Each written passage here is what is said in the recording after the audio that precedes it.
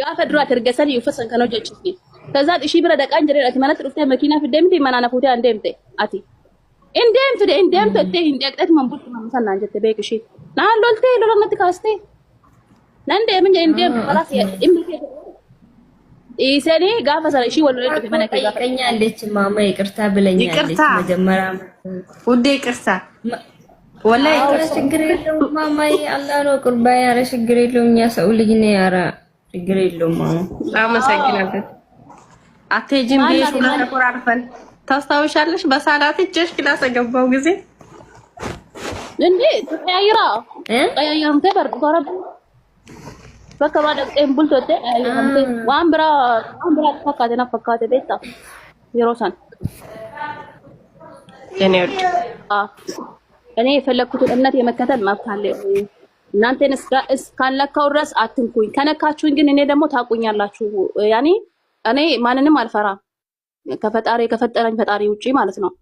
እና እኔ የፈለኩትን እምነት ልከተል። እናንተን አለካው እስካሁን ወጥቼም ያወራሁት ነገር የለም። ይሄ ንኪኝ ነይና ነካኪን ነው በቃ ይሆናል አይደል?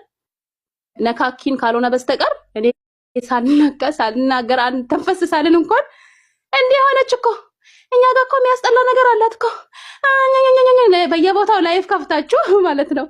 ኢንሻአላህ በአለም የሚያስጠላ ነገር እናንተ ጋር ይኖረኝ ወደኋላ አልመለስም። ወላሂ ማንም ወደኋላ የሚመልሰኝ ሰው የለም። እና እያበረታታችሁኝ ነው። ከነካችሁኝ ግን ያው ነክቶ ምንድነው የሚባለው ተረታረና እኔ እንኳን ለእናንተ አይደለም ዛሬ ላመንኩበት እስልምና እንኳን ብዙ ነገር ሳደርግ ነበር። አይታችሁኛል። እነሱን እንኳን አልፈራውም። ሳውዲ ላይ ቁጭ ብዬ ነበር እንደዛ አንተ ሲላቸው የነበረውና እንኳን እናንተን አይደለም ሊላችሁ ፈልጌ ነው። ስለዚህ ምንም የምታመጡኝ ነገር የለም፣ የምታረጉት ነገር የለም። አትንጫጩ። ተልባ ብንጫጫ በአንድ መቆጫ ውቅጥ ነው።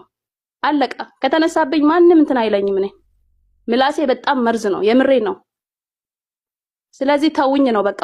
የፈለኩትን እምነት ልከተልበት በቃ። እና እንደዛ ነው በቃ። መልእክቴ ይሄ ነው። ከና ሰው አስገቢ ችግር የለም። ከዚህ በላይ ብዙ ማውራት አልፈልግም።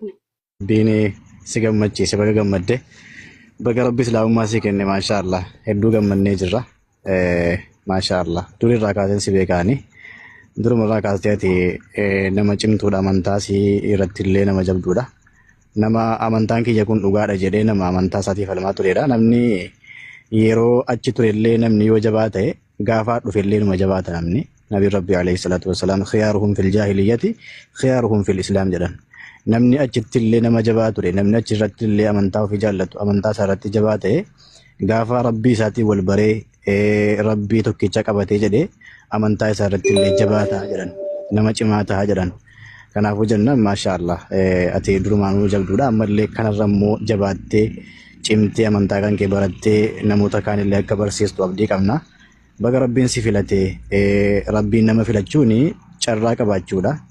Rabbiin abbaa barbaade filata, abbaa jaallate qajeelcha. Islaamummaan kun waan namni ofiisaatii qabatu osoo hin taane waan rabbiin abbaa barbaadeef abbaa filateef kennuudha. Rabbiin immoo amantaa qajeelaa amantaa sirrii tokkichummaa isaa nama beeksisuun kun carraa guddaadha. Alhamdulillah rabbil aalamiin nama hunda keessaa si filate islaamummaa si kennuunsaa islaamummaa si badhaasuunsaa yeroo isaa eegeeti. Rabbiin gaafa ofii murteesse malee gaafa namni jedheen ta'u namni shahaadaa qabatte jedhee si yaadeen jiru garuu immoo hojiin rabbii immoo alhamdulillah rabbil aalamiin waan ajaa'ibaati.